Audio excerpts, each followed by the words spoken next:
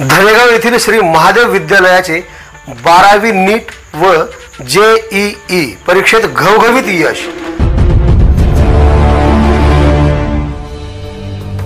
जिल्हेवाड रामेश्वर सदाशिव 720 पैकी 670 नीट मध्ये, रोट्टे आदर्श राजकुमार 657, बिरादार विशाखा मनमत 637 माजी विद्यार्थी, मेहत्रे श्रुती काशीनाथ 530, बिरादार लक्ष्मी बालाजी 507, कुंभार ज्ञानेश्वर नागनाथ 357, चरपल्ले ज्योती शिवकुमार 352, पाटील सुकेश दत्तात्रय 97.90% JEE।